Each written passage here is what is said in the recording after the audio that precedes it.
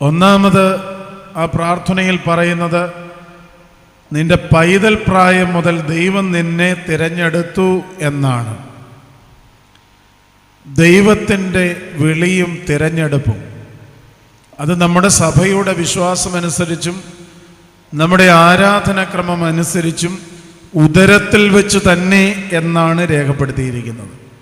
പ്രത്യേകിച്ചും പരിശുദ്ധന്മാരുടെയും ശുദ്ധിമതികളുടെയും ഓർമ്മ പെരുന്നാളിൽ നാം ഉപയോഗിക്കുന്ന പ്രമിയോൻ സദറായിൽ അത് വളരെ വ്യക്തമായിട്ട് പറഞ്ഞിട്ടുണ്ട്. ശമൂവേലിനെ പോലെ ഉദരത്തിൽ വെച്ച് തന്നെ തിരഞ്ഞെടുക്കപ്പെട്ടു എന്നാണ്. ഇവിടെ ഈ പ്രാർത്ഥനയിൽ നാം പ്രാർത്ഥിക്കുന്നത്, പൈതൽ പ്രായം മുതൽ തന്നെ ദൈവം നിന്നെ തിരഞ്ഞെടുത്തതിനാൽ ഭാഗ്യം. പ്രിയമുള്ളവരെ, ദൈവത്തിൻ്റെ തിരഞ്ഞെടുപ്പിൻ്റെ മാനദണ്ഡം എന്താ? ദൈവം ഒരാളെ തൻ്റെ വേലയ്ക്കായി തിരഞ്ഞെടുക്കണമെങ്കിൽ എന്താണ് അതിൻ്റെ ക്വാളിറ്റി? വിശുദ്ധ ദൈവമാതാവിൻ്റെ ക്വാളിറ്റി കന്യകാത്വമായിരുന്നു. വിശുദ്ധ ലൂക്കോസിൻ്റെ സുവിശേഷത്തിൽ ഗബ്രിയേൽ ദൂതൻ കന്യക മറിയാമിന് പ്രത്യക്ഷപ്പെടുന്നതിനെക്കുറിച്ച് നാം വായിക്കുന്നുണ്ട്. വളരെ വ്യത്യസ്തമായ ഒരു അവതരണമാണ് നാം അവിടെ കാണുന്നത്. ഇന്ന് ബഹുമാനപ്പെട്ട സാമച്ചൻ വികാരിയച്ഛൻ എന്നെ സ്വാഗതം ചെയ്തപ്പോൾ പ്രധാനമായിട്ടും ആദ്യം എൻ്റെ പേരാണ് പറഞ്ഞത്. അതിനുശേഷം അച്ഛൻ എൻ്റെ വിദ്യാഭ്യാസത്തെക്കുറിച്ച്, പഠനത്തെക്കുറിച്ചൊക്കെ പറഞ്ഞു. ഞാൻ അലങ്കരിച്ച സ്ഥാനങ്ങളെക്കുറിച്ചൊക്കെ പറഞ്ഞു. അങ്ങനെ പേര് പറയും, പിന്നെ വിശേഷണം പറയുന്ന ഒരു രീതിയാണ് നമുക്ക് പരിചിതമായിട്ടുള്ളത്. എന്നാൽ വിശുദ്ധ ലൂക്കോസ് കന്യക മറിയാമിനെ അവതരിപ്പിക്കുമ്പോൾ ആദ്യം പേരല്ല പറഞ്ഞത്. പിന്നെയോ 6-ാം മാസത്തിൽ ഗബ്രിയേൽ ദൂതൻ നസ്രയത്തിലെ ഒരു കന്യകയുടെ അടുക്കൽ ചെന്നു. ആ കന്യകയുടെ പേർ മറിയം എന്നായിരുന്നു എന്നാണ് സുവിശേഷത്തിൽ രേഖപ്പെടുത്തിയിരിക്കുന്നത്. ആദ്യം പേരല്ല പറഞ്ഞത്, ആദ്യം പറഞ്ഞത് വിശേഷണമാണ്. ആ വിശേഷണം എന്താണ്? കന്യകാത്വമാണ്, വെർജിനിറ്റിയാണ്.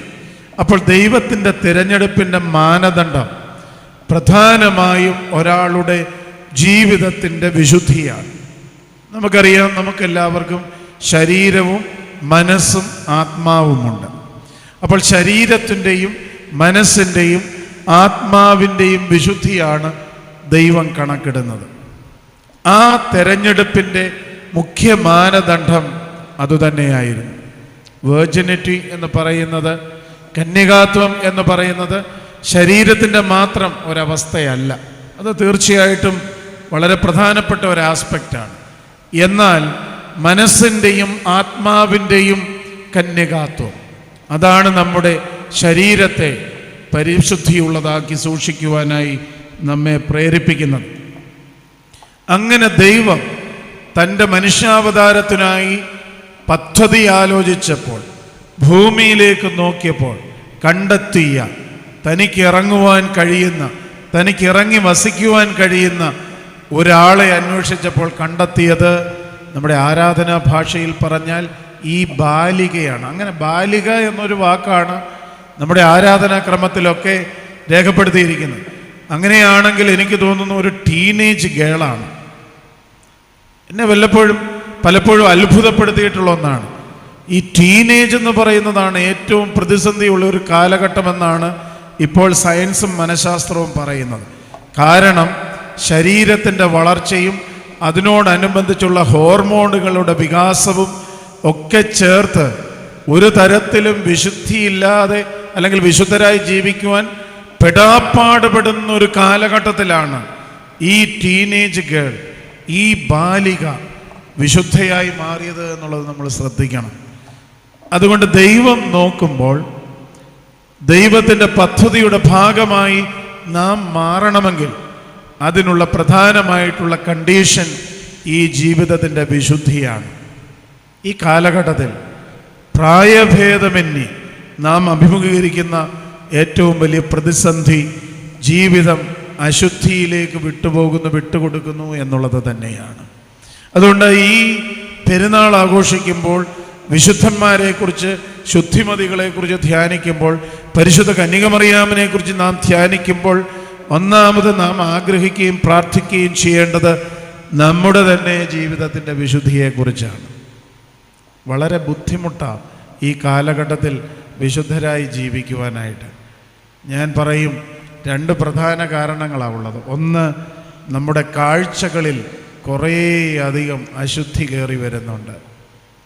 2, നമ്മുടെ ഭക്ഷണം ഈ കാഴ്ചകൾക്ക് പ്രകമ്പനം നൽകി നമ്മെ വല്ലാതെ ഉത്തേജിപ്പിക്കുന്ന ഭക്ഷണ രീതിയാണ്. ഇത് രണ്ടും ഈ കാലഘട്ടത്തിൽ ഒരു മനുഷ്യനെ വിശുദ്ധിയിൽ നിന്നും അശുദ്ധിയിലേക്ക് കൊണ്ടുപോകുന്നു എന്നാണ് എൻ്റെ പക്ഷം. അതുകൊണ്ട് തന്നെയാണ് സഭയുടെ പാരമ്പര്യത്തിൽ നോമ്പെന്നും ഉപവാസമെന്നുമൊക്കെ നമ്മൾ പ്രഖ്യാപിച്ച് നമ്മുടെ ജീവിതത്തെ പ്രത്യേകമായി വേർതിരിച്ചു നിർത്തുന്നത്. നമുക്ക് നോമ്പും ഉപവാസവും ഒന്നുമില്ല. അതുകൊണ്ട് ഞാൻ ചെറുപ്പക്കാരോട് പറയാറുണ്ട്, ഉപവാസം എന്ന് പറയുന്നത് ഭക്ഷണ കാര്യത്തിൽ മാത്രമല്ല, ഫോണിൻ്റെ കാര്യത്തിലും വേണമെന്ന് പറയാറുണ്ട്. ഫോണിൽ നിന്ന് ഉപവസിക്കണം, വേണ്ടേ? എല്ലാ സമയവും ഇതിൽ ഇങ്ങനെ മുഴുകിയിരിക്കുകയാണത്. എല്ലാ പ്രായക്കാരും, പ്രത്യേകിച്ചും ചെറുപ്പക്കാരും കുട്ടികളും ഒരിക്കലും വിശുദ്ധരാകുന്നത് പോട്ട്, ഞാൻ പറയും, ഒരു നല്ല കുട്ടിയായി ജീവിക്കാനൊക്കില്ല, ഒരു നല്ല സ്റ്റുഡൻ്റ് ആകാനൊക്കില്ല, ഒരു നല്ല മകനാകാനൊക്കില്ല, ഒരു നല്ല മകളാകാനൊക്കില്ല, ഒരു നല്ല ഭർത്താവാകാനൊക്കില്ല, ഒരു നല്ല ഭാര്യയാകാനൊക്കില്ല. കാരണം അത് വല്ലാതെ നമ്മെ നമ്മുടെ ജീവിതത്തിൻ്റെ വിശുദ്ധിയിൽ നിന്നും വലിച്ചു മാറ്റിക്കൊണ്ടിരിക്കുന്നു എന്നുള്ളതാണ്. അതിന് അഡിക്റ്റഡാണ്. ഇപ്പോൾ പുതിയതല്ല, ഏതാനും വർഷങ്ങളായി ഞാൻ ബാംഗ്ലൂരിലായിരുന്നത് കൊണ്ട് ബാംഗ്ലൂർ നിംഹാൻസ് ഹോസ്പിറ്റൽ, അത് ഏഷ്യയിലെ തന്നെ നമ്പർ 1 ന്യൂറോ ഹോസ്പിറ്റലാണ്. അവിടെ ഒരു ഡിപ്പാർട്ട്മെൻ്റ് ഉണ്ട്, സൈക്കോളജി ഡിപ്പാർട്ട്മെൻറ്റിൽ ചികിത്സയ്ക്കായിട്ട് വരുന്ന ചെറുപ്പക്കാരിൽ, കുട്ടികളിൽ, ടീനേജേഴ്സിൽ വളരെ പ്രധാനപ്പെട്ട ഒരു രോഗമാണ് ഈ ഫോണിൻ്റെ, സ്മാർട്ട് ഫോൺസിൻ്റെ അഡിക്ഷൻ എന്നുള്ളത്. ചില കുട്ടികളുണ്ട്, നിങ്ങൾക്കറിയാമല്ലോ, നമ്മുടെ ഫോണിൽ മെസ്സേജ് വരുമ്പോൾ ഒരു സൗണ്ട് കേൾക്കില്ല, അല്ലെങ്കിൽ ഏതെങ്കിലും ഒരു ടോൺ നമ്മൾ വെക്കാറുണ്ട്. ചില ആളുകളുണ്ട്, ഇത്ര സെക്കൻഡിനുള്ളിൽ ആ സൗണ്ട് കേൾക്കുന്നില്ലെങ്കിൽ ആ ആള് ഫോൺ പരിശോധിക്കും, മെസ്സേജ് വന്നില്ലേ എന്നുള്ള ആകാംക്ഷയും. സൈക്കോളജിസ്റ്റ് പറയുന്ന ആൾ ഓൾറെഡി അഡിക്റ്റഡ് ആയി കഴിഞ്ഞു എന്നാണ്. കാരണം ഇത്ര സെക്കൻഡിനുള്ളിൽ ആ മെസ്സേജ് കിട്ടുന്നില്ല എങ്കിൽ അയാളുടെ മനസ്സ് ഡിസ്റ്റർബ്ഡായി, അയാൾ വീണ്ടും ഫോണിലേക്ക് നോക്കുകയാണ്. അങ്ങനെ അഡിക്റ്റഡായി പോകുന്നു ആളുകൾ എന്നുള്ളത് ഈ കാലഘട്ടത്തിൽ. ഞാൻ പറയാനായിട്ട് ശ്രമിച്ചത്, വിശുദ്ധിയിൽ ജീവിച്ചപ്പോഴാണ്, കന്യകാത്വം കാത്തു സൂക്ഷിച്ചപ്പോഴാണ് ഈ പെൺകുട്ടി ദൈവത്തിൻ്റെ തിരഞ്ഞെടുപ്പിന് പാത്രമായത് എന്നുള്ളതാണ് ഒന്നാമത് ധ്യാനിക്കേണ്ടത്. രണ്ടാമത്തേത്, നിന്റെ ഓർമ്മയെ താൻ ശ്രേഷ്ഠതപ്പെടുത്തി. ദൈവം മറിയമിൻ്റെ ഓർമ്മ ശ്രേഷ്ഠതപ്പെടുത്തി. പ്രിയമുള്ളവരെ, ഒരാളുടെ ഓർമ്മ ശ്രേഷ്ഠതരമാകുന്നത് എങ്ങനെയാണ്? ഞാൻ പറയും, ആ ആളിൻ്റെ ജീവിതം ശ്രേഷ്ഠമാകുമ്പോഴാണ് ഓർമ്മ ശ്രേഷ്ഠമാകുന്നത്. ഇവിടെ ഇരിക്കുന്ന നമ്മിൽ എത്ര പേരെ നമ്മുടെ മരണത്തിന് ശേഷം 1 വർഷം 2 വർഷം കഴിഞ്ഞ് ആരെങ്കിലും ഓർക്കുമോ? എല്ലാവരും മറന്നുപോകും. കാരണം നമ്മുടെ ജീവിതത്തും കൊണ്ട് അങ്ങനെ വലിയ പ്രയോജനമൊന്നും ഉണ്ടായിട്ടില്ല. എനിക്ക് തോന്നുന്നു, ശ്രേഷ്ഠതരമായ ഒരു ജീവിതം, ശ്രേഷ്ഠമായ ഒരു ഓർമ്മ ഒരാളുടെ ജീവിതത്തിൽ ഉണ്ടാകണമെങ്കിൽ, അല്ലെങ്കിൽ മരണശേഷം അത് ലഭിക്കണമെങ്കിൽ, ഒന്നാമത് എനിക്ക് തോന്നുന്നു ആ ആളിൻ്റെ ജീവിതത്തിൽ അയാൾ സ്വീകരിച്ച നിലപാടുകളുടെ അടിസ്ഥാനത്തിലാണ്. എന്ത് നിലപാടുകളാണ് ഓരോ കാര്യത്തിലും സ്വീകരിച്ചത്? നമ്മുടെ ഇപ്പോഴത്തെ നിലപാടിൻ്റെ ഒരു രീതി അറിയാമല്ലോ, അതും ആകാം ഇതുമാകാം, അതും ശരി ഇതും ശരി, എല്ലാവരെയും തൃപ്തിപ്പെടുത്തുന്ന ഒരു ജീവിത ശൈലിയാണ് നമ്മൾ ഇന്ന് അഡോപ്റ്റ് ചെയ്യുന്നത്. ഒരു നിലപാടുമില്ല. അങ്ങനെ നിലപാടുകളില്ലാത്ത ഒരാളിനെ ആരാ ആദരിക്കുക? എനിക്കറിയാം, എനിക്ക് ചില കാര്യങ്ങളിൽ നിലപാടില്ലെങ്കിൽ ഒരു മെത്രാപ്പൊലിത്ത എന്നുള്ള നിലയിൽ വരുമ്പോൾ ഒന്ന് പുഞ്ചിരിക്കുകയും കൈമുത്തുകയൊക്കെ ചെയ്താലും അങ്ങേപ്പുറത്ത് മാറി നിങ്ങൾ പറയും, എന്തു പറയും? ഒരു നിലപാടുമില്ലാത്തൊരു തിരുമേനിയാണ്. നിലപാടുകളില്ലാത്തവരെ ആരാണ് ബഹുമാനിക്കുക? നിലപാടുകളില്ലാത്തവരെ ആരാണ് ആദരിക്കുക? അതുകൊണ്ട് ജീവിതത്തിനൊരു നിലപാട് സാഹചര്യങ്ങൾക്കനുസരിച്ച് ഉള്ളവർക്കാണ് ശ്രേഷ്ഠമായ ജീവിതവും അതിനുശേഷം ശ്രേഷ്ഠമായ ഓർമ്മയും ഉണ്ടാകുന്നത്. നമുക്ക് ചരിത്രത്തിലും വിശുദ്ധ വേദപുസ്തകത്തിലും ഒക്കെ അങ്ങനെ നമുക്കറിയാം. ഞാൻ ഈ കഴിഞ്ഞ ദിവസം ഉൽപ്പത്തി പുസ്തകം 6-ാം അധ്യായം 9-ാം വാക്യത്തെക്കുറിച്ച്, നോഹയെക്കുറിച്ച് പ്രസംഗിക്കുകയുണ്ടായി. നോഹയുടെ തലമുറയിൽ നോഹ നിഷ്കളങ്കനും നീതിമാനും ദൈവത്തോടു കൂടി നടന്നവനുമായിരുന്നു എന്നാണ് പറഞ്ഞത്. അപ്പം നോഹയുടെ തലമുറയ്ക്ക് വല്ല പ്രശ്നമുണ്ടോ? ഉണ്ട്. നമ്മയൊക്കെ ആളുകൾ പറഞ്ഞു പഠിപ്പിച്ചു വെച്ചിരിക്കുന്നത് നാടോടുമ്പം നടുവേ ഓടണം, പാമ്പിനെ തിന്നുന്ന നാട്ടിൽ നടുകഷ്ണം കഴിക്കണമെന്ന്. തെറ്റാ. നമ്മുടെ പൂർവികർ പഠിപ്പിച്ചത് തെറ്റാ ഇപ്പോഴത്തെ സാഹചര്യത്തിൽ. കാരണം നാടോടുമ്പം നടുവേ ഓടരുതേ, അത് നടുക്കടലിലോട്ടാണ് ഓടുന്നത്, തിരിഞ്ഞോടണം. പാമ്പിനെ തിന്നുന്ന നാട്ടിൽ അതായത് നടുകഷ്ണം തിന്നണമെന്നല്ല പഠിപ്പിക്കേണ്ടത്, പാമ്പിനെ തിന്നരുതെന്ന് പഠിപ്പിക്കണം എന്നാണ് എൻ്റെ പക്ഷം. അപ്പോൾ അതുകൊണ്ട് ലോകത്തിൽ ആളുകൾ എന്തൊക്കെ ചെയ്യുന്നു അതാണോ നമ്മുടെ നിലപാട്? നമുക്ക് ജീവിതത്തിനൊരു നിലപാടുണ്ടാകണം. ആ നിലപാടുള്ള ആളുകൾ ഓർക്കുമെന്നാണ് എൻ്റെ വിചാരം. അവർ മരിച്ചു കഴിഞ്ഞാലും ഓർക്കും. നിലപാടില്ലാത്തവരെ ആരും ഓർക്കും? രണ്ടാമത് എനിക്ക് തോന്നുന്നു അതിനോട് ചേർന്ന് ജീവിതത്തിലെ നീതിപൂർവമായ ഇടപെടലുകൾ, അങ്ങനെയുള്ള ഒരാളെ ഓർക്കുകയുള്ളൂ.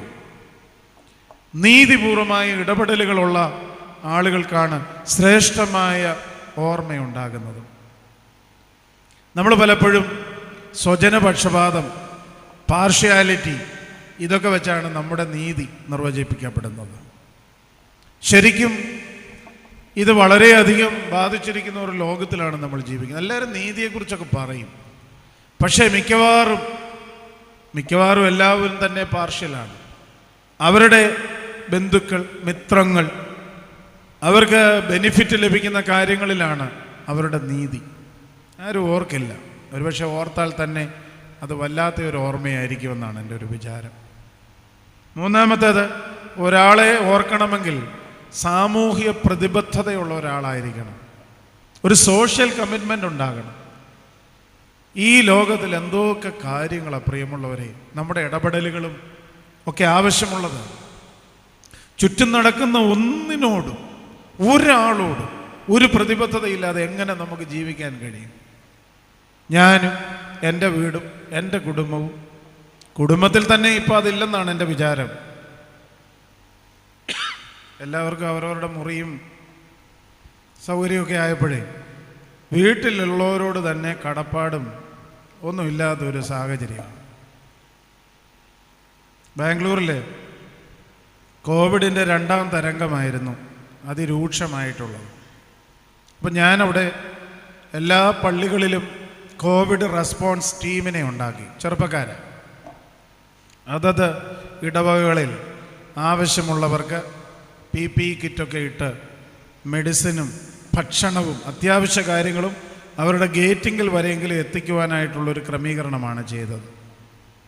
എന്നെ വല്ലാതെ വേദനിപ്പിച്ച ചില സംഭവങ്ങളുണ്ട് അവിടെ. ഒരു കുടുംബത്തിൽ മാതാപിതാക്കളുണ്ട്, ഒരു മകനും ഒരു മകളും ബാംഗ്ലൂർ സിറ്റിയിൽ തന്നെ കുടുംബമായിട്ട് താമസിക്കുന്നുണ്ട്, അപ്പൻ്റെ അമ്മയുടെയും കൂടെയല്ല. ഈ അപ്പനും അമ്മയ്ക്കും കോവിഡ് വന്നിട്ട് മരുന്ന് കൊടുക്കാനും ഭക്ഷണം കൊടുക്കാനും പള്ളിയിലെ കോവിഡ് റെസ്പോൺസ് ടീം ഉണ്ടായിരുന്നു. മകനും മകളും വന്നില്ല. എന്തുകൊണ്ടാണ് വരാഞ്ഞതെന്ന് എനിക്കറിയില്ല. പേടിയാകാം, കാരണം അവരുടെ വീട്ടിലും കുഞ്ഞുങ്ങളൊക്കെ ഉണ്ടല്ലോ. പക്ഷേ ഈ പള്ളിയിലെ ചെറുപ്പക്കാർ PPE കിറ്റിട്ട് അവർക്ക് രോഗം വരുമെന്നൊന്നും ചിന്തിക്കാതെ ഈ കുട്ടികൾ, അത് പെൺകുട്ടികളും ആൺകുട്ടികളും, അതത് സമയത്ത് കൊണ്ടുപോയി ഭക്ഷണവും മരുന്നും ഒക്കെ ഈ വീട്ടിൽ കൊടുത്തു. മകനും മകൾക്കും എന്ത് കമ്മിറ്റ്മെൻ്റാവുള്ളൂ, എന്ത് പ്രതിബദ്ധതയാവുള്ളൂ. അപ്പനോടും അമ്മയോടും പോലും ഒരു പ്രതിബദ്ധത ഇല്ലാതെ ജീവിക്കുന്ന ഒരു കാലം. ആരാരെ ഓർക്കും? അതുകൊണ്ട് ഒരു സോഷ്യൽ കമ്മിറ്റ്മെൻറ്റ്, പ്രതിബദ്ധത. എനിക്ക് ഈ ദേവാലയത്തിൻ്റെ ശതാബ്ദിയിൽ ഒരു 3 വീട് വെച്ച് കൊടുത്തു എന്ന് പറയുന്നത് ഒരു പ്രതിബദ്ധതയാണ്. നമുക്ക് ചുറ്റും എത്രയോ ആളുകൾ നമ്മുടെ അയൽവക്കങ്ങളിലൊക്കെ പ്രയാസപ്പെടുന്നവരുണ്ട്. ഈ ആരാധനാ സമൂഹത്തിൽ നമ്മോട് കൂടെ ആരാധിക്കുന്ന എത്ര പേര് പ്രയാസപ്പെടുന്നവരുണ്ട്. ആരാണ് അവരെ ഒന്ന് ശ്രദ്ധിക്കുക? അങ്ങനെ നമ്മൾ ജീവിച്ചു പോവുകയാണ്. കുട്ടികളൊക്കെ ഇപ്പോൾ സ്കൂളിൽ നിന്നും കോളേജിൽ നിന്നുമൊക്കെ വന്നിട്ട് അപ്പനോടും അമ്മയോടും എന്ത് ചോദിക്കുന്നത്, ആരാ എൻ്റെ മുറി കയറിയതെന്ന്? ആരാ എൻ്റെ മുറി കയറിയത്? ആരാ എൻ്റെ അലമാര തുറന്നത്? എല്ലാം അങ്ങ് ഞാനെന്നായിപ്പോയി. ഒരു കടപ്പാടില്ലാതെ ഒക്കെ ഒരു ജീവിത രീതിയിലേക്ക് വരുന്നു. 4-മത് എനിക്ക് തോന്നുന്നു ഒരാളുടെ ജീവിത ശൈലി, അത് ശ്രേഷ്ഠമായ ഓർമ്മ നിലനിർത്തുന്ന ഒരാളുടെ സംഭാഷണം, മറ്റുള്ളവരോടുള്ള ഇടപെടലുകൾ. ചില ആളുകളെ കണ്ടാൽ നമുക്കറിയാം, ചില ആളുകളുടെ മുഖത്ത് നോക്കിയാൽ മുഖത്ത് നോക്കുന്നവൻ മുഖം കുനിച്ചു പോകും. ഒരു പ്ലസൻ്റ് അല്ല. ചില ആളുകൾ വന്നാൽ നമ്മൾ അവിടുന്ന് ഉടനെ തന്നെ ഊളിയിട്ട് വലിഞ്ഞു പോകും. കാരണം ഒക്കത്തില്ല, നമുക്ക് ആ ആളിൻ്റെ കൂടെ അധിക സമയം നിൽക്കാൻ സാധിക്കില്ല. ഒന്നുകിൽ അയാൾ വർത്തമാനം പറഞ്ഞ് നമ്മെ മുഷിപ്പിക്കും, അല്ലെങ്കിൽ അയാൾ എന്തെങ്കിലും ഒരു കൊനഷ്ട കാണിക്കും. നമുക്കൊരു നല്ല ജീവിതശൈലി, ഒരു പ്ലസൻ്റായിട്ടുള്ള, ഒരു പ്ലീസിങ് ആയിട്ടുള്ള, അതിൻ്റെ അർത്ഥം കോംപ്രമൈസ് ചെയ്യണമെന്നല്ല ഞാൻ പറയുന്നത്. പക്ഷെ ചുറ്റും നിൽക്കുന്നവർക്ക് ഒരു വെളിച്ചം പകരുന്ന, ഒരു പുഞ്ചിരിക്കുന്ന ഒരു മുഖം. എനിക്കിപ്പോഴാണ് മനസ്സിലായത്, തുമ്പോൺ ഭദ്രാസനം ബാംഗ്ലൂരിൽ കുറേ കൂടെ ഞാൻ ചിരിക്കുമായിരുന്നു. ഇവിടെ വന്നപ്പോഴാണ് മനസ്സിലായത്, ഈ അഡ്മിനിസ്ട്രേഷനും തിരക്കുമൊക്കെ ആയി കഴിയുമ്പോഴാണ് മനുഷ്യൻ്റെ ചിരി മാഞ്ഞു പോകുന്നതെന്ന് എനിക്ക് തോന്നുന്നു. ഇപ്പം പലരും എന്നോട് പറഞ്ഞിട്ടുണ്ട്, തിരുമേനി ഇപ്പം ചിരിക്കുന്നില്ലല്ലോ എന്നോട് പറയാറുണ്ട്. ഈ ലോകത്തിൽ നമുക്ക് ചുറ്റും നിൽക്കുന്നവർക്ക് കൊടുക്കാൻ കഴിയുന്ന ഏറ്റവും മഹത്തായ ഒരു കാര്യമല്ലേ ഒരു നല്ല പുഞ്ചിരി. എന്തു സീരിയസ് ആയിട്ടാണ് നമ്മുടെ കുട്ടികളുടെയൊക്കെ മുഖത്ത് നോക്കിയാൽ അവരുടെ തലയിൽ കൂടെ ഇന്ത്യ മഹാരാജ്യം ഓടുന്നതെന്നുള്ള രീതിയിലാണ്, വളരെ സീരിയസ് ആയിട്ടാണ് എല്ലാവരും ഇരിക്കുന്നത്. അപ്പോൾ അതുകൊണ്ട് ഒരാളുടെ ജീവിതശൈലി, അയാളുടെ സംസാര രീതി, ഇതൊക്കെ വളരെ പ്രധാനപ്പെട്ടത്. സ്വീകരിച്ച ജീവിതശൈലി, ഞാൻ പറയാനായിട്ട് ശ്രമിച്ചത് ഒരാളുടെ ജീവിതവും ജീവിതത്തിന് ശേഷം ആളുടെ ഓർമ്മയും ശ്രേഷ്ഠമാകുന്നത് അത്തരത്തിലുള്ള ചില നിലപാടുകൾ, നീതിപൂർവമായ ഇടപെടലുകൾ, സാമൂഹിക പ്രതിബദ്ധതയുള്ള ജീവിതം, അതോടൊപ്പം തന്നെ നമ്മുടെ ജീവിത ശൈലി തുടങ്ങിയ കാര്യങ്ങളെ ആശ്രയിച്ചാണ്. 3-മത് മറിയമിനെ കുറിച്ച് പറഞ്ഞത്, ദൈവഭവനത്തിൽ മേശയ്ക്കരികിൽ കാഴ്ചയപ്പം മൂലം നീ വളർത്തപ്പെട്ടു. എവിടെ വളർന്നെന്നാ പറഞ്ഞേ? ദൈവഭവനത്തിൽ മേശയ്ക്കരികിലെ കാഴ്ചയപ്പം മൂലം വളർത്തപ്പെട്ടു. നമുക്കറിയാം, ദേവാലയത്തിലാണ് വളർന്നത്. അപ്പനും അമ്മയും പൈതൽ പ്രായത്തിലെ മരിച്ചുപോയി. അതുകൊണ്ട് ഈ പെൺകുട്ടി ദേവാലയത്തിലാണ് വളർന്നത്. കഴിച്ച ഭക്ഷണത്തെക്കുറിച്ചാണ് പറഞ്ഞത്, ആരാധനയ്ക്കായിട്ട് ഒഴുക്കുന്ന കാഴ്ചയപ്പം. ആ കാഴ്ചയപ്പം ഭക്ഷിച്ച് ജീവിച്ചു എന്നാണ് ഈ പ്രാർത്ഥനയിൽ നമ്മൾ ധ്യാനിക്കുന്നത്. ഇത് ഈ കാലഘട്ടത്തിലെ വലിയൊരു ധ്യാനമാണ് പ്രിയമുള്ളവരെ. പ്രത്യേകിച്ച് നമ്മുടെ കുഞ്ഞുങ്ങളെ വളർത്തുമ്പോൾ നിങ്ങൾ ശ്രദ്ധിക്കേണ്ട ചില അന്തരീക്ഷങ്ങളുണ്ട്. ഈ ബാലിക വിശുദ്ധയായി തീർന്നതും അവളെ ദൈവം തിരഞ്ഞെടുത്തതും ഈ അന്തരീക്ഷത്തിൽ അവൾ വളർന്നതുകൊണ്ടാണ്. ഒരു മനുഷ്യ ജീവിതത്തിൽ പ്രധാനമായുള്ള അന്തരീക്ഷങ്ങൾ, 1-മത്തെ അന്തരീക്ഷം ഏതാ? അമ്മയുടെ ഗർഭപാത്രം. ഒരു ജീവിതത്തിൻ്റെ ആദ്യത്തെ എൻവയോൺമെൻ്റ് എന്ന് പറയുന്നത് അമ്മയുടെ ഗർഭപാത്രമാണ്. ഒരമ്മയുടെ ഗർഭപാത്രത്തിലാണ് ഒരു കുഞ്ഞിൻ്റെ പേഴ്സണാലിറ്റി ഡെവലപ്മെൻ്റ് ആരംഭിക്കുന്നത്. അമ്മ സന്തോഷവതിയാകണം, അമ്മ ആരോഗ്യവതിയാകണം, അമ്മ പ്രാർത്ഥിക്കുന്നവളാകണം, അമ്മ നല്ല പാട്ടൊക്കെ കേൾക്കണം, ഭർത്താവ് അതിന് വേണ്ടതായിട്ടുള്ള സാഹചര്യം ഒരുക്കണം. അങ്ങനെ ആ കുഞ്ഞ് അമ്മയുടെ ഉദരത്തിൽ തന്നെ രൂപപ്പെടുകയാണ്. അത് ശാരീരികമായ ഒരു രൂപപ്പെടൽ മാത്രമല്ല.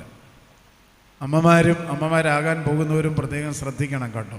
ഗർഭപാത്രമെന്ന അന്തരീക്ഷം. സാന്ദർഭികമായി ഒന്ന് പറഞ്ഞുകൊള്ളട്ടെ, യുദ്ധത്തിലും ഭൂകമ്പത്തിലും ഒന്നുമല്ല ആളുകൾ ഏറ്റവും കൂടുതൽ കൊല്ലപ്പെടുന്നത് അമ്മയുടെ ഗർഭപാത്രത്തിലാണ്. ഈ കാലഘട്ടത്തിൽ ഏറ്റവും കൂടുതൽ കൊല നടക്കുന്നത്.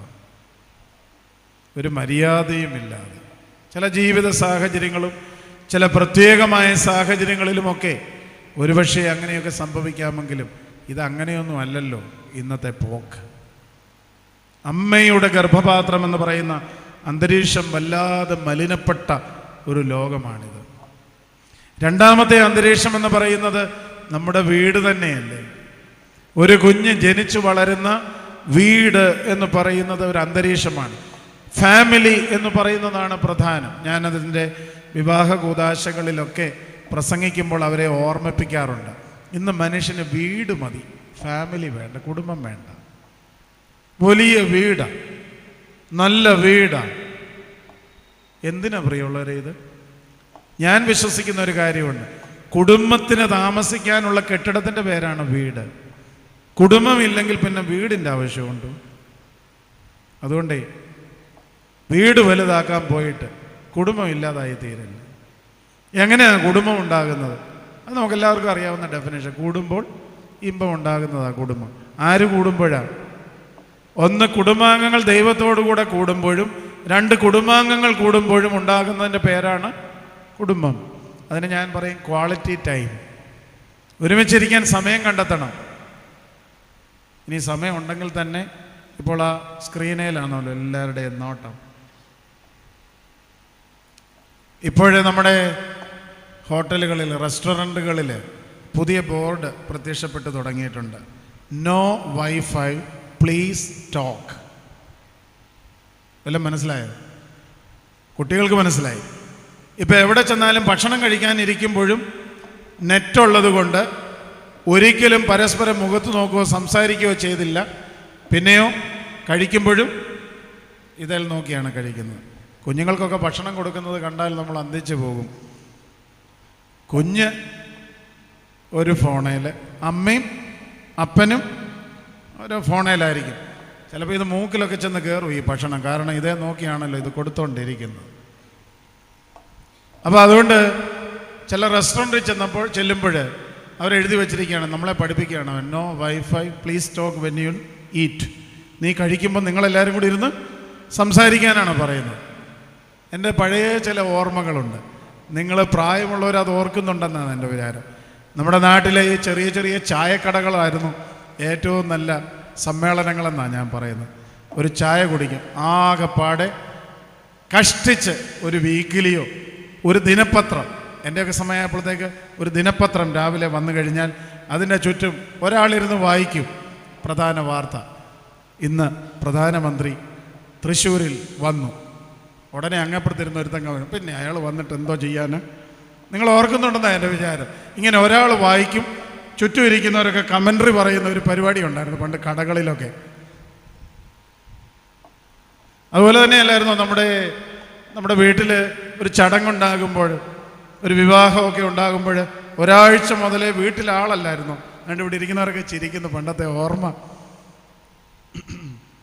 ഞായറാഴ്ചയോ തിങ്കളാഴ്ചയോ വിവാഹ കൂദയാശയായിരുന്നെങ്കിൽ തിങ്കളാഴ്ച മുതലേ പരിപാടി ആരംഭിക്കുമല്ലോ. ആദ്യം എന്താണ്, വാഴക്കൊല പഴുപ്പിക്കാൻ വെക്കാൻ കുറച്ച് പേര് കൂടും. അത് കഴിയുന്ന ഉടനെ പിന്നെ ഓരോ ദിവസവും ഓരോന്നാണല്ലോ. അത് മീൻകറിയും ഇറച്ചിയും വേവിക്കുന്ന ദിവസം നല്ല കുശാല. കാരണം മീൻ കൊണ്ടുവന്നിട്ട് ഇതൊക്കെ വേവിക്കുമ്പോൾ അതിൻ്റെ തലക്കറിയൊക്കെ കപ്പയൊക്കെ വേവിച്ച് കഴിച്ച് ഒരുമിച്ച് നല്ല കൂട്ടായ്മയായിരുന്നു അല്ലേ. എല്ലാവരും കൂടെ കൂടിയിരുന്നു. ഇറച്ചി വേവിക്കുന്നതിൻ്റെ അന്നും വൈകിട്ട് എല്ലാവർക്കും അത് കഴിഞ്ഞിട്ടുള്ളൊരു മിച്ചം ഒക്കെ ഒരുമിച്ചിരുന്ന് കൂടുകയൊക്കെ ചെയ്യുന്നത്. ഇപ്പം കണ്ടിട്ടുണ്ടോ എന്തോ പരിപാടിയെന്ന്? ഈ കഴിക്കുന്നത് വീഡിയോ എടുത്തൊന്ന് കാണണം. ഇപ്പോഴത്തെ ഈ വിവാഹത്തിൻ്റെ ശേഷമുള്ള വിരുന്ന് കഴിക്കുന്നതിൻ്റെ വീഡിയോ നിങ്ങളൊന്നും എടുത്ത് കണ്ടാൽ, ഒന്നാതെ ഈ നാട്ടിലെ ചൂട് കൊണ്ട് വേർത്തൊലിച്ചാണ്. ആ വീഡിയോയിലൊന്ന് ശ്രദ്ധിച്ചാലറിയാം. ഇടത്തോട്ടും വലത്തോട്ടും മുകളിലോട്ടും ഒന്നും നോക്കത്തില്ല. ഫുള്ളി കോൺസെൻട്രേറ്റഡാണ് ഇതിനകത്ത്. വേർത്തൊലിച്ച് വലിയ അധ്വാനം ചെയ്യുന്നത് പോലെയാണ്. അങ്ങനെ നമ്മുടെ കൂട്ടായ്മകളൊക്കെ എല്ലാം നമുക്ക് നഷ്ടമായി എന്നാണ് എൻ്റെ ഒരു വിചാരം. ഞാൻ പറയാനായിട്ട് ശ്രമിച്ചത് വീടിൻ്റെ അന്തരീക്ഷത്തെക്കുറിച്ച്. വീടിൻ്റെയും കൂട്ടായ്മകളുടെയും ഒക്കെ അന്തരീക്ഷം നഷ്ടപ്പെട്ടു പോയി. പ്രാർത്ഥിക്കുമായിരുന്നു, എല്ലാവരും കൂടെ ഒരുമിച്ചിരുന്നൊക്കെ പ്രാർത്ഥിക്കുമായിരുന്നു. ഇപ്പോഴും ഞങ്ങളുടെ വീട്ടിൽ പണ്ടാരമ്പോൾ ഞാൻ വല്ലപ്പോഴും പത്തനംതിട്ട അരമനയിലെ സന്ധ്യാനമസ്കാരം കഴിഞ്ഞ് അപ്പനും അമ്മയും ഉള്ളത് കൊണ്ട് വീട്ടിൽ സന്ധ്യാനമസ്കാരം കഴിഞ്ഞൊന്ന് പോവും. അവരുടെ കൂടെ ഇരുന്ന് ചിലപ്പോൾ ഭക്ഷണം ഇപ്പോൾ തുമ്പം ഭദ്രാസനത്തിൽ വന്നിട്ട് അത് നടക്കുന്നില്ല. വൈകിട്ടും പോകാനായിട്ടൊക്കത്തില്ല. അപ്പോൾ അവിടെ ചെല്ലുന്ന ഉടനെ എത്ര പരിപാടി തിരക്കൊക്കെ ആണെങ്കിലും 8 മണിക്കാണ് വീട്ടിലെ പ്രാർത്ഥന. ഞങ്ങളുടെ വീട്ടിൽ 6 മണിക്ക് തിരികത്തിച്ച് ഒരാൾ പ്രാർത്ഥിക്കും. അതിപ്പോഴും നടക്കുന്നുണ്ട്. 6 മണിക്ക് തിരികത്തിച്ച് ഒരാൾ പ്രാർത്ഥിക്കും. 8 മണിക്കാണ് കുടുംബ പ്രാർത്ഥന. അപ്പോൾ എല്ലാവരും കൂടി ഇരിക്കും. എല്ലാവരും കൂടെ നിലത്തിരുന്ന് പാട്ടുമൊക്കെ പാടി വേദപുസ്തകം വായിച്ച് പ്രാർത്ഥിച്ച്, പിന്നെ അത് കഴിഞ്ഞിട്ടാണ് പ്രാർത്ഥന അവസാനിപ്പിച്ചിട്ട് അവിടെ തന്നെ ഒരു 10 മിനിറ്റ് കൂടി ഇരുന്നിട്ട് പൊതു ചർച്ചയൊക്കെ നടത്തി ഒരുമിച്ച് പോയി ഭക്ഷണം കഴിച്ച്, അങ്ങനെയൊക്കെയായിരുന്നു നമ്മൾ. അതെല്ലാം നമുക്കങ്ങ് നഷ്ടമാവുകയാണ്. കുടുംബത്തിൻ്റെ അന്തരീക്ഷം പോയി. ആരും തമ്മിൽ കമ്മ്യൂണിക്കേഷൻ ഇല്ല, ആരും തമ്മിൽ സംസാരിക്കുന്നില്ല. എല്ലാവരും അവരവരുടെ ലോകത്തിലാണ് ജീവിക്കുന്നത്. അതുകൊണ്ട് കുടുംബം എന്ന അന്തരീക്ഷം. പിന്നുള്ളത് പള്ളി. മറിയാമിൻ്റെ ജീവിതവുമായിട്ട് ബന്ധപ്പെട്ട് ഇത് തന്നെ നമ്മൾ ആലോചിക്കണം. ഈ പെൺകുട്ടി വളർന്നത് പള്ളിയിലാണ് പ്രിയമുള്ളവരെ. നമ്മുടെ കുട്ടികൾ പള്ളിയിലുണ്ടോ ഇപ്പോൾ? എല്ലാ ദിവസവും ഒന്നും വളരണമെന്ന് ഞാൻ പറയുന്നില്ല, പക്ഷെ ഞായറാഴ്ചയെങ്കിലുമൊക്കെ വിടണ്ടേ? എവിടാ? എൻ്റെയൊക്കെ ജീവിതം ശരിക്കും പറഞ്ഞ പള്ളിയിലായിരുന്നു. ഒരു കുറവും ഉണ്ടായിട്ടില്ല. ഞാൻ പല സ്ഥലങ്ങളിലും പറഞ്ഞിട്ടുണ്ട്. ആദ്യം ചപ്പാത്തി ഉണ്ടാക്കാൻ പഠിച്ചത് തന്നെ ഞങ്ങളുടെ മാത്തൂ പള്ളിയില്ല. ഇവിടെ ഇരിക്കുന്ന പലർക്കും അറിയാം, നമ്മുടെ കാടംലാവിലെ തോമസ് അച്ഛൻ ഞങ്ങളുടെ പള്ളിയിലെ വികാരിയായിട്ട് വന്നു. അച്ഛൻ വളരെ പ്രായമായിട്ടാണ് ഞങ്ങളുടെ പള്ളിയിൽ വന്നത്. അച്ഛന് വീട്ടിൽ നിന്നെങ്ങും ഭക്ഷണമൊന്നും കൊണ്ടുവരണ്ട. ഞങ്ങൾ മദ്ബഹായിൽ കയറുന്ന ഒരു 7-8 ചെറുപ്പക്കാരുണ്ട്. ഞങ്ങളോട് ചോദിച്ചേടാ 2 ചപ്പാത്തി ഉണ്ടാക്കി തരാമോ വൈകിട്ട്? വേറെ എങ്ങൊന്നും കൊണ്ടുവരണ്ട. അച്ഛന് 2 ചപ്പാത്തിയും ഒരു കട്ടൻ ചായ, അതിനകത്ത് 4 സ്പൂൺ പഞ്ചസാര. കട്ടൻ ചായക്കകത്ത് 4 സ്പൂൺ പഞ്ചസാര, ഇതാ കണക്ക്.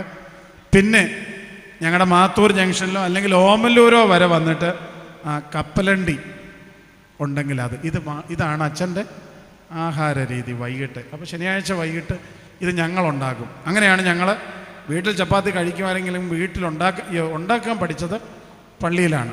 അപ്പോൾ ഞങ്ങൾ ആദ്യ സമയത്ത് ഞങ്ങളുടെ ചപ്പാത്തി പരത്ത് സക്സസ് അല്ലായിരുന്നു. എത്ര പരത്തിയാലും ആഫ്രിക്കയുടെ ഷേപ്പിലേ അത് വരത്തുള്ളൂ. എങ്കിലും അച്ഛൻ അതുകൊണ്ട് സഹിച്ചു. പിന്നെ ഞങ്ങൾ ബുദ്ധിപൂർവമായ ഒരു നീക്കം നടത്തി.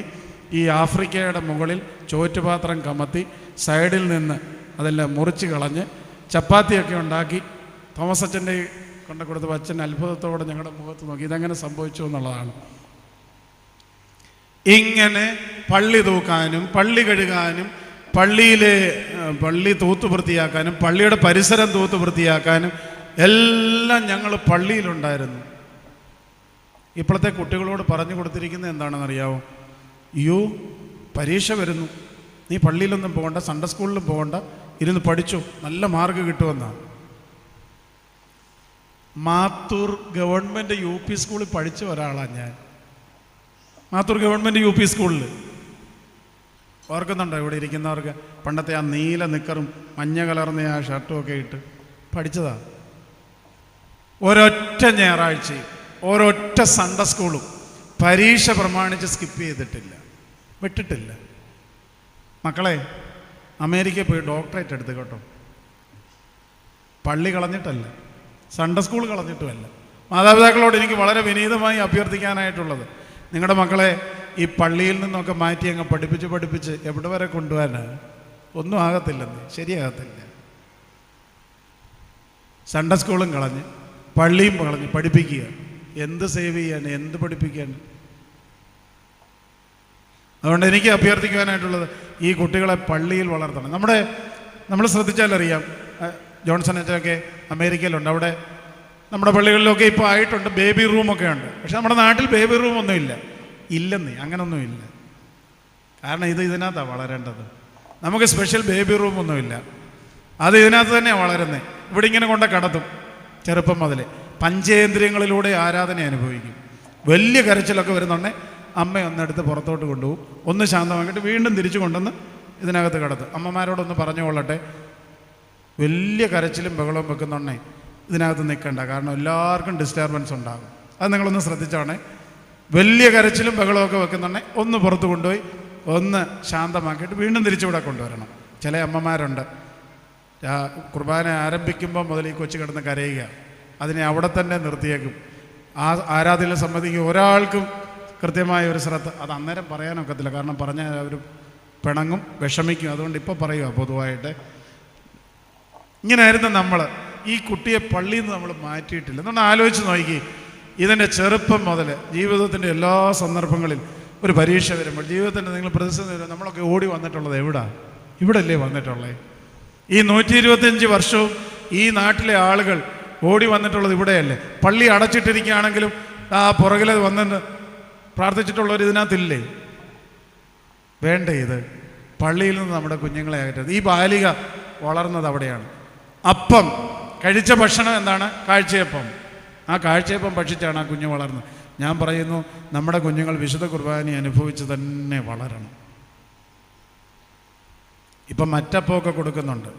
ഞാൻ ആലോചിക്കുകയായിരുന്നേ, ഒരു കുട്ടിക്ക് വേണ്ടി ഒരു ഓർത്തഡോക്സ് സഭയിൽ ആ കുട്ടി 12ാം ക്ലാസ് പാസ്സാകുന്നിടം വരേക്കും എത്ര ലക്ഷം രൂപയാണ് മുടക്കുന്നതെന്ന്. ഞങ്ങൾ പഠിക്കുന്ന സമയത്തൊക്കെ OVBSന് ഒരു സ്ക്വാഷും ഒരു ബിസ്ക്കറ്റും കിട്ടിയാൽ നല്ല കാര്യമാണ്. ഇപ്പം കുട്ടികൾ OVBSന് വരണമെങ്കിൽ ചിക്കനും മട്ടനും ഉണ്ടാകണമെന്നാണ്. പിന്നെ ഒരു ടൂറ് ഇല്ലേ? ടൂറില്ലാതെ എന്തൊരു OVBS എന്നാണ് പറയുന്നത്. അപ്പോൾ അങ്ങനെ ഒരു കുട്ടി 12ാം ക്ലാസ് പാസ്സാകുമ്പോഴേക്കും ലക്ഷക്കണക്കിന് രൂപയാണ് മുടക്കിക്കൊണ്ടിരിക്കുന്നത്. എന്നിട്ടും വരുന്നില്ല. പക്ഷേ എനിക്ക് കുട്ടികളോടും ചെറുപ്പക്കാരോടുമുള്ള ഒരു ഉപദേശം എന്താണ്, ഒരു നിർദ്ദേശം എന്താണെന്നറിയാം? നിങ്ങൾ തിരിച്ചു കൊടുക്കാൻ ബാധ്യസ്ഥരാണ്. തിരിച്ചു കൊടുക്കേണ്ട സമയമാകുമ്പോൾ നിങ്ങൾ പള്ളിയിൽ നിന്ന് പോകുന്നുണ്ടെങ്കിൽ അത് ശരിയല്ല കേട്ടോ. ഇത്രയും നാളും പണം മാത്രമല്ല, എത്രയോ മണിക്കൂറുകളാണ് ഈ അവരെ. അത് ശരിയാകില്ല. ഞാൻ പലപ്പോഴും കുട്ടികളോടും മാതാപിതാക്കളോടും നമ്മുടെ പള്ളിയിൽ നിന്ന് നമ്മുടെ കുഞ്ഞുങ്ങളെ അകറ്റരുത്. ആചാര്യന്മാർ നിന്നെ ബഹുമാനിച്ചു എന്നാണ്. എല്ലാവർക്കും ബഹുമാനം വേണം. കിട്ടുന്നില്ലെന്നാണ് പ്രയാസം. എന്നെ ആരും തിരുമേനി വീട്ടിലും ഒരു വിലയില്ല, നാട്ടിലും ഒരു വിലയില്ല, പള്ളിയിലും ഒരു വിലയില്ല. പരാതിയാണ് എല്ലാവർക്കും. ചുമ്മാ കിട്ടില്ല പ്രിയമുള്ളവരെ. നമ്മൾ ബഹുമാനിതരാകത്തക്കവണ്ണമുള്ള നമ്മുടെ ഒരു ജീവിതവും സംസാരവും ഞാനതിനെ പറയട്ടെ, നമ്മുടെ ഒരു പേഴ്സണാലിറ്റി ഉണ്ടല്ലോ, ഒരു വ്യക്തിത്വം, അതിനെ മാത്രമേ ആളുകൾ ബഹുമാനിക്കുകയുള്ളൂ. നമ്മൾ വെറുതെ നാട്ടുഭാഷയിൽ പറഞ്ഞാൽ വളരെ അലമ്പം വർത്തമാനമൊക്കെ പറഞ്ഞ് ചിലരുണ്ടല്ലോ കൂട്ടുകെട്ടിന് വേണ്ടി ചെയ്യുന്ന എന്താണെന്നാണ്, വളരെ എല്ലാവരുമായിട്ടും കൂട്ടുകെട്ടും. നല്ല കാര്യമാണ്. പക്ഷേ നമുക്ക് നമ്മുടെ വിളിക്കും സ്ഥാനത്തിനും അനുസരിച്ചുള്ള ഒരു ഡിഗ്നിറ്റി കീപ്പ് ചെയ്യാതെയും ബഹുമാനിതരാകാതിരിക്കുന്നതിന് എങ്ങനെ പല കാരണങ്ങളാണുള്ളത്. പലപ്പോഴും ഞാൻ ശ്രദ്ധിച്ചിട്ടുള്ള ഒരു കാര്യം, വീട്ടിൽ പോലും ചിലർ ബഹുമാനിതരാകുന്നില്ല. നമ്മളതിൻ്റെ കാര്യകാരണം അന്വേഷിച്ച് ചെല്ലുന്നുണ്ടെങ്കിൽ അറിയാം, ആ വീട്ടിൽ എപ്പോഴും നെഗറ്റീവ് മാത്രം കാണുന്ന, വഴക്കുണ്ടാക്കുന്ന, എല്ലാവരോടും തർക്കിക്കുന്ന ഒക്കെ ചില വ്യക്തിത്വങ്ങളുണ്ട്. അവരെ ആരും വീട്ടുകാർ പോലും ബഹുമാനിക്കില്ല, പള്ളിയിൽ ബഹുമാനിതരാകുന്നില്ല. ഈ പെൺകുട്ടിയെ എനിക്ക് തോന്നുന്നു ഒരാൾ ബഹുമാനിതരാകുന്ന പ്രായം കൊണ്ടാണോ ഇവിടെ പറഞ്ഞിരിക്കുന്നത്? പുരോഹിതന്മാർ ഈ പെൺകുട്ടിയെ ബഹുമാനിച്ചു എന്നാണ്. അവളുടെ ജീവിതം കൊണ്ടാണ്, അവളുടെ ആ പേഴ്സണാലിറ്റി കൊണ്ടാണ്. അതുകൊണ്ട് ബഹുമാനിതരാകണമെന്ന് ആഗ്രഹിക്കുമ്പോൾ നമ്മൾ നമ്മുടെ വ്യക്തിത്വത്തെക്കുറിച്ച് കൂടെ ഒന്ന് ശോധന ചെയ്യേണ്ടത് ആവശ്യമാണ്. പുരോഹിതന്മാരാൽ ബഹുമാനിതയായ പെൺകുട്ടി. 5ാമത് പറയുന്നത്, മാലാഖ നിനക്ക് സമാധാനം ആശംസിച്ചു എന്നാണ്. കൃപ നിറഞ്ഞവളെ നിനക്ക് സമാധാനം എന്നാണ് മാലാഖ വന്ന് പറഞ്ഞത്. നമ്മൾ കേൾക്കാൻ ആഗ്രഹിക്കുന്ന ഒരു സന്ദേശമാണ്. ആരാണ് സമാധാനം ആഗ്രഹിക്കാത്തവർ? ശരിക്കും പറഞ്ഞാൽ മറിയമ്മിൻ്റെ ജീവിതത്തിൽ എന്തെങ്കിലും അത്തരത്തിൽ ഒരു കൃപയോ സമാധാനമോ ഉണ്ടായിട്ടുണ്ടോ എന്ന് ചോദിച്ചാൽ മാനുഷികമായി ചിന്തിച്ചാലില്ല. പക്ഷെ ദൈവം പറഞ്ഞത് കൃപ നിറഞ്ഞവളെ നിനക്ക് സമാധാനം. അത് നമ്മൾ സഭ ഇങ്ങനെ നൂറ്റാണ്ടുകളായി ഏറ്റുപാടിക്കൊണ്ടിരിക്കുകയാണ്. അപ്പം അങ്ങനെ ദൈവത്തിൻ്റെ അല്ലെങ്കിൽ മാലാഖയുടെ ഒരു ഇടപെടൽ നമ്മുടെ ജീവിതത്തിൽ എല്ലാവർക്കും കാവൽ മാലാഖമാരുണ്ടെന്നാണ് സഭയുടെ വയ്പ്.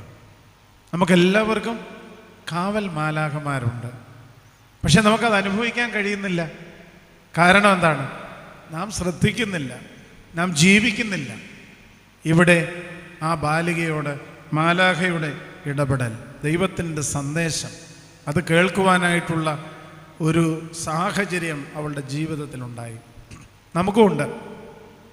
നാം അല്പം ശ്രദ്ധിച്ച് ജീവിച്ചാൽ ഈ സന്ദേശം നമുക്ക് ലഭിക്കും. ഒരുപക്ഷെ നേരിട്ട് വന്ന് പറയണമെന്നില്ല. വിശുദ്ധ വേദപുസ്തകം വായിക്കുമ്പോൾ, ഒരു പ്രസംഗം കേൾക്കുമ്പോൾ, നമ്മൾ ആരാധനയിൽ സംബന്ധിക്കുമ്പോൾ, ചിലപ്പോൾ പ്രകൃതിയെ നോക്കുമ്പോഴൊക്കെ നമുക്ക് ദൈവത്തിൻ്റെ സന്ദേശം കേൾക്കുവാനായിട്ട് കഴിയും.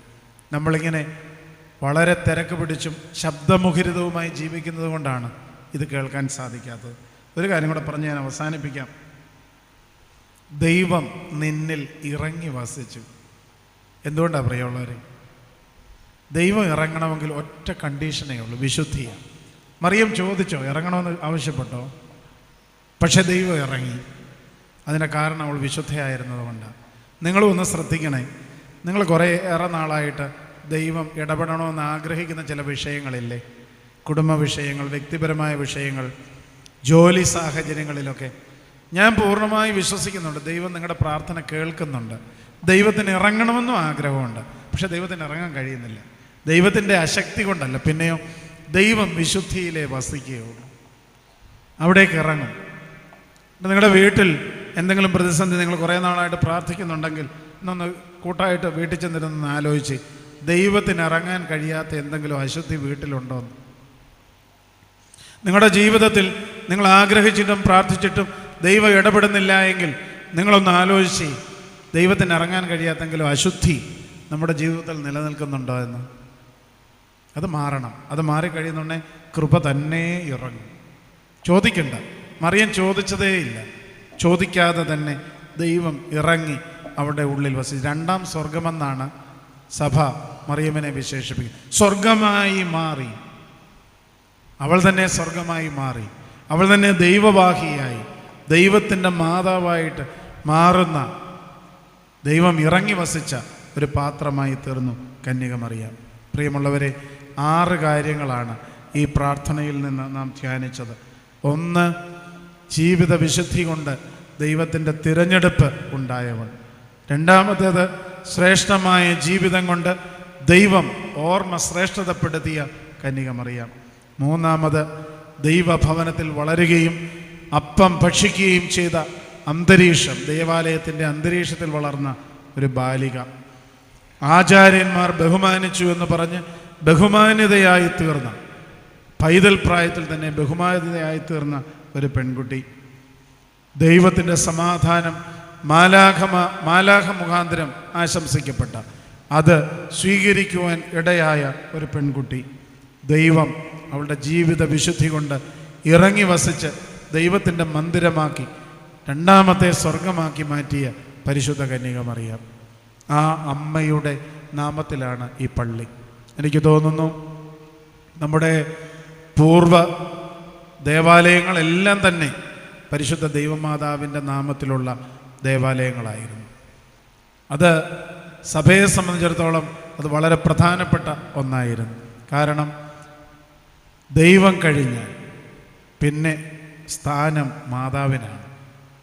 അതിനുശേഷമാണ് മാലാഖമാർക്കും വിശുദ്ധന്മാർക്കും എന്നാണ് സഭ പഠിപ്പിക്കുന്നത്. അതുകൊണ്ട് ആ ദൈവജനനി, ദൈവപ്രസവിത്രി, ദൈവമാതാവ്, ആ അമ്മയുടെ മധ്യസ്ഥത തുടർന്നും നമുക്ക് കാവലും തുണയുമാകട്ടെ. ആ ജീവിതം നമുക്ക് നല്ല മാതൃകയാകട്ടെ എന്ന് പ്രാർത്ഥിച്ച് എൻ്റെ വാക്കുകളെ ചുരുക്കും.